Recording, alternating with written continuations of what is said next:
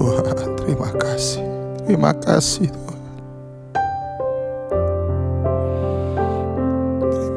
Aku merindukan-Mu Tuhan. Aku merindukan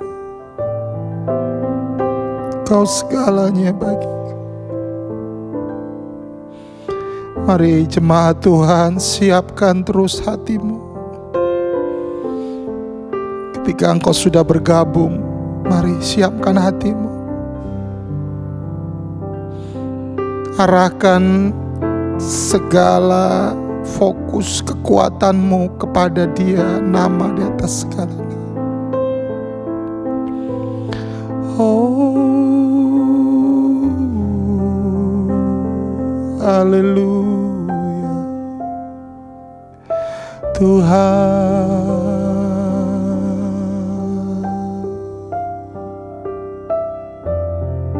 Tuhan. Yesus, Yesus, Yesus, jamah kami, tenggelamkan kami Yesus,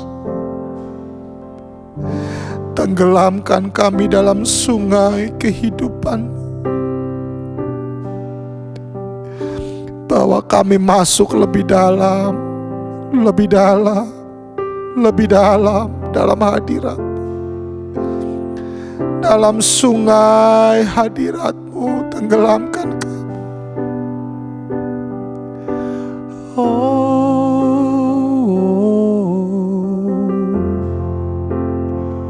Bapa, Bapa, Bapa.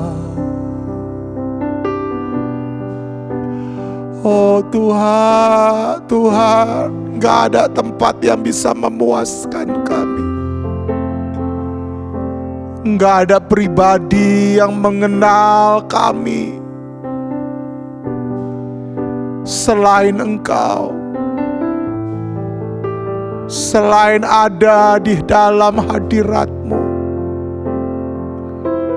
Bahkan bukan cuma memuaskan, tapi membuat kami tenang, membuat kami mendapatkan kepastian Tuhan. Yes.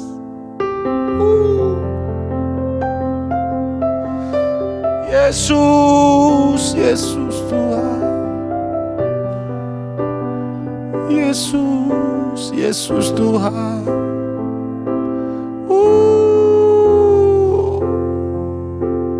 Tarik kami dengan kuasa-Mu. Tarik kami tenggelam, tarik kami tenggelam. Aku gak mau yang lain selain Engkau. Aku gak butuh yang lain selain Engkau, Tuhan. Oh, Yesus, Yesus, Yesus. Terima kasih Tuhan. Bersama-Mu kami akan sanggup melewati setiap lembah. Bersama-Mu kami akan menjadi terampil. Bersama-Mu aku percaya. Bersama-Mu aku menang. Bersama-Mu aku kuat. Bersama-Mu aku bebas. Yes. Oh, bersama-Mu, bersama-Mu, bersama-Mu. Terima kasih Tuhan. Terima kasih Allah Roh Kudus, Allah Roh Kudus. Puaskan, puaskan kami. Oh Tuhan, Yes, yes, yes, yes, yes, yes, yes, yes. Haleluya, haleluya, haleluya. Oh Tuhan, Tuhan. Bapa, hari ini ajar kami terus. Setiap menit, setiap jam, bahkan setiap detik Engkau mengajar kami. Sehingga kami punya hatimu, pikiranmu, tanganmu, dan kakimu. Kami punya perkataanmu, kami punya telingamu. Tuhan,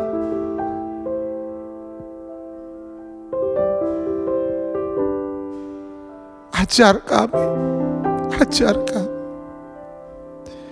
Ajar kami lewat firman-Mu, ajar kami ketika kami menyembah-Mu, ajar kami lewat perkara-perkara kehidupan dari orang-orang yang ada di sekitar kami. Ajari kami Tuhan, ajar. Oh, terima kasih Tuhan, terima kasih.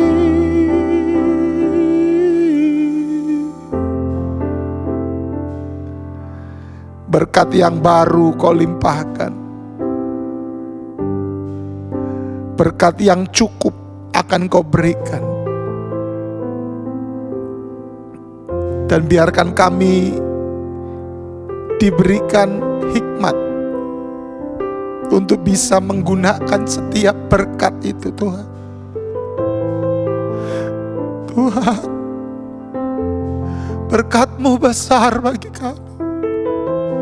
Berkat-Mu gak akan pernah bisa terhitung oleh apapun juga.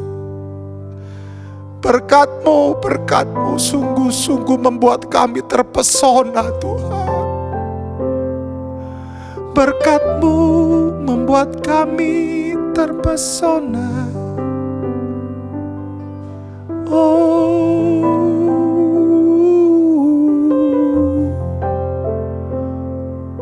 haleluya.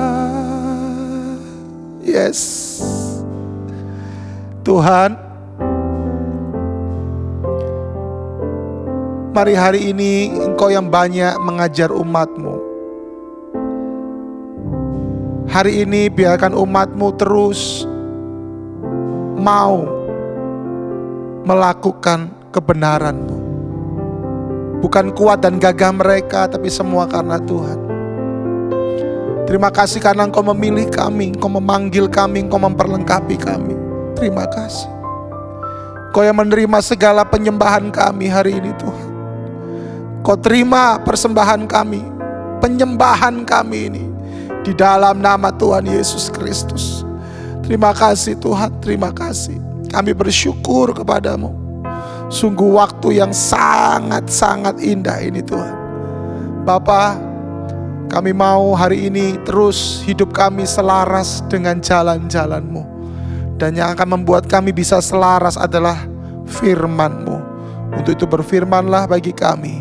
Di dalam nama Tuhan Yesus Kristus, kami siap untuk mendengarkan firman-Mu.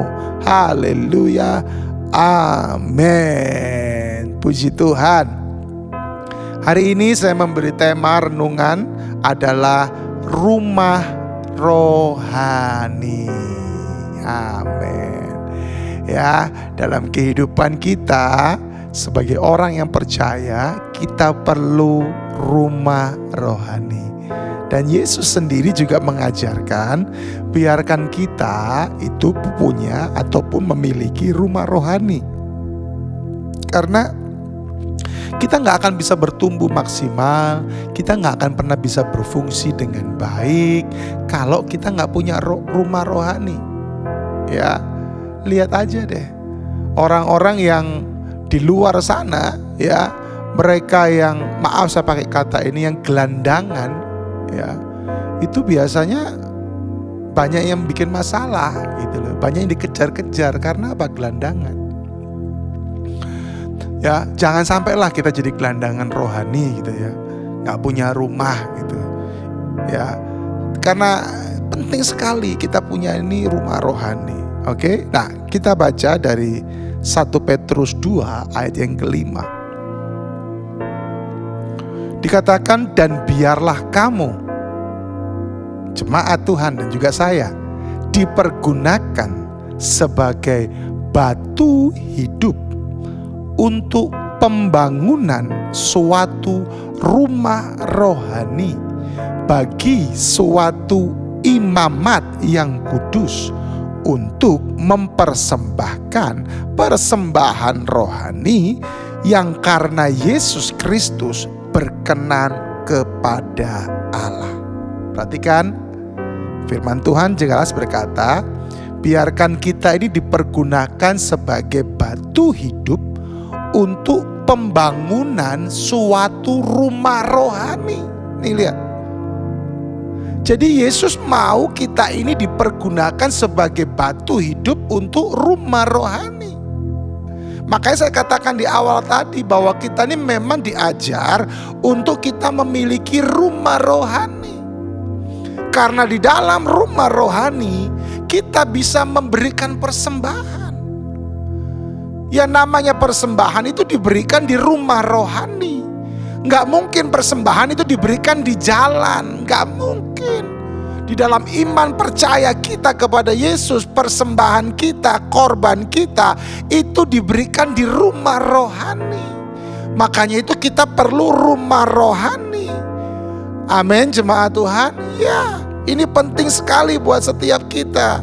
Makanya itu melalui pembacaan ini saya mendorong semua kita untuk kita memiliki rumah rohani, untuk kita berfungsi di dalam rumah rohani kita, dan juga pentingnya untuk kita selalu mempersembahkan persembahan di rumah rohani kita.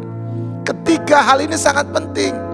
Dan ketiga ini hanya bisa diberikan, hanya bisa dilakukan di rumah rohani. Dan Tuhan hanya akan menerima itu juga ketika engkau melakukannya di dalam rumah rohani.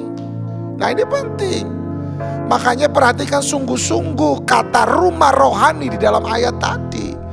Karena memang ketika ayat ini tertulis, ini bukan hanya sebuah ayat yang kalau boleh saya katakan cuma sekedar memberikan ilustrasi. Bukan, ini bukan ilustrasi. Ini kenyataan.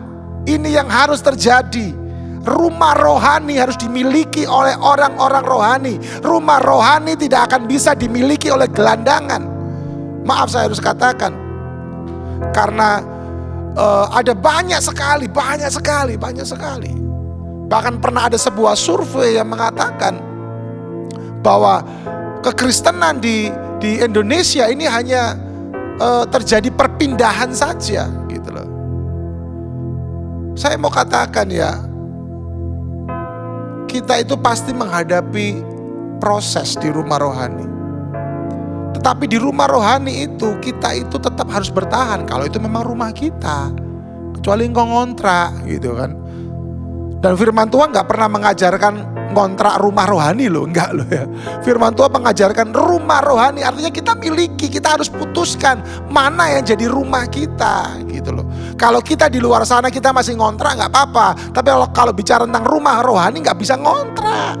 Kita harus tetapkan, haleluya. Ya, jangan kayak survei itu yang tadi saya sempat singgung. Hanya terjadi perpindahan dari gereja A ke gereja B. Perpindahan aja, ini yang berbahaya. Kalau engkau mencari gereja yang sempurna, kagak bakalan ada.com. Kalau engkau mencari pendeta yang sempurna, kagak ada bakalan.com. Sorry saya harus katakan, saya juga belum sempurna. Saya masih terus berjuang untuk saya menuju kepada kesempurnaan yang Yesus mau. Tetapi seringkali kita justru berkata, gua mau cabut dari situ, gua gak mau lagi digembalakan, gua gak mau lagi dibina. Gara-gara apa? Ada masalah. Dan seringkali masalahnya itu terjadi karena kedagingan, gitu kan. Artinya gini loh, saya cuma mau mendorong setiap umat Tuhan. Ya, karena saya sadar program saya ini bukan cuma Kristen Protestan yang mengikutinya. Ada orang-orang Katolik juga yang mengikutinya. Terima kasih banyak. Tetapi saya mau katakan bahwa penting sekali kita tuh punya rumah rohani. Kalau kita pindah ke satu daerah, kita pindah rumah rohani enggak apa-apa. Karena kita pindah kerja, pindah mungkin kontrak rumah, oke lah, it's okay. Tetapi jangan sampai kita jadi Kristen jalan-jalan, apalagi sekarang Kristen online. Dalam arti ya, minggu ini ikut ibadah online di gereja ini, minggu ini ikut ibadah online di gereja ini, minggu ini ikut ibadah online di gereja ini. Kemudian mulai membanding-bandingkan antara gerejamu dengan gereja online-online yang lain. Ini loh yang berbahaya. Spirit seperti ini loh yang harus kita hindari. Katakan amin. Perhatikan baik-baik. Rumah rohani akan membawa engkau memiliki naungan. Rumah rohani akan membawa kita memiliki cover ya di atas kita, dan itu sangat penting. Kita perlu naungan, kita perlu otoritas di atas kita, dan Tuhan tidak pernah mengajarkan kita berjalan sendiri. Tuhan mengajarkan kita berjalan bersama dengan Tuhan, dan Tuhan juga mengajarkan kita bahwa kalau orang yang berjalan dengan Tuhan, orang yang mengasihi Tuhan, orang yang bisa tunduk kepada Tuhan yang tidak kelihatan, maka dia pasti akan juga mengasihi dan tunduk kepada orang yang kelihatan. Ini penting sekali gitu loh. Ya, makanya itu ayo temukan rumah rohanimu. Rumah rohani selalu akan membawa engkau diperlengkapi. Perhatikan baik-baik. Rumah rohani selalu akan memberikan engkau pelajaran. Rumah rohani selalu akan memberikan engkau arahan. Rumah rohani juga selalu akan memberikan engkau proses. Yang keempat ini tidak enak ini Pak Pendeta, proses. Ya memang kayak begitu. Ya, saya banyak menemukan, baik itu di gereja lokal yang saya gembalakan ataupun di tempat-tempat yang lain. Ada banyak orang berkata begini, aduh sudahlah gue gak mau bentrok. Makanya gue cuman ini aja deh, gak terlalu aktif, gue gak terlalu ini deh, gue gak mau. Karena hanya gak mau bentrok. Yang namanya bentrok itu dalam sebuah rumah rohani, itu ibaratnya kita makan nasi gitu loh. Atau boleh saya katakan ibaratnya kita makan, gitu aja. Bisa makan apa aja maksud saya gitu kan. Nah, proses itu ibarat kita makan. Bisa gak sih kita dalam satu hari gak makan? Oh bisa. Bisa gak sih kita dalam seminggu gak makan? Oh bisa, oke. Bisa gak sih dalam sebulan kita gak makan? Karena kadang-kadang kan jemaat ini pinter-pinter ya, suka masih bisa kasih ini jawaban gitu kan. Dalam sebulan bisa gak sih kita gak makan? Gak bisa kan. Nah, proses itu seperti itu. Artinya apa? Kita ini gak akan bisa lepas, gak akan bisa luput dari namanya proses di rumah rohani. Makanya kalau diproses di rumah rohani itu lihatlah sebagai sebuah kesempatan untuk kau naik kelas. Katakan amin. Yeah. Proses juga adalah sebuah kesempatan untuk engkau dipersiapkan sehingga engkau siap keluar ke tengah-tengah dunia ini. Engkau siap menyatakan terang di tengah-tengah dunia ini. Engkau akan menjadi orang yang kuat di tengah-tengah dunia ini. Engkau akan menjadi orang yang berakar di tengah-tengah dunia ini. Engkau akan menjadi orang yang berbuah di tengah-tengah dunia ini. Haleluya. Rumah rohani bahkan juga akan membuat kita memiliki banyak hubungan dengan orang. Wow. Ya, kita kan perlu terus bangun hubungan dengan orang-orang. Dan rumah rohani ada untuk membuat kita bisa membangun hubungan dengan banyak orang. Amin. Pertanyaannya, sudahkah engkau memiliki rumah rohani? Tempat di mana engkau mempersembahkan korban. Tempat di mana engkau belajar, diperlengkapi, diproses. Bahkan hal-hal yang tadi saya sudah sampaikan. Sudahkah engkau punya rumah rohani? Kalau belum, berdoa dan putuskan sesuai dengan suara Tuhan yang kau dengar, di mana engkau harus tertanam dan bertumbuh di rumah rohani. Mari kita berdoa. Bapa yang baik, hamba-Mu selesai. Biarkan perenungan firman hari ini tentang rumah rohani itu betul-betul kuat berbicara kepada setiap umat-Mu. Bapa, biarkan setiap umat-Mu menjadi sebuah tanaman yang indah yang tertanam di pelataran bait suci-Mu. bukan menjadi sebuah tanaman yang kering, yang busuk karena tidak tertanam ataupun yang dipindah-pindahkan tanaman itu. Tapi biarkan umatmu betul-betul berbuah, membawa keharuman bagi nama Tuhan. Tuhan, sekali lagi aku menyerahkan seluruh umatmu hari ini. Diberkatilah mereka apapun yang mereka kerjakan, demi nama Yesus. Haleluya. Amin. Puji Tuhan. Sampai jumpa. Tuhan memberkati semuanya.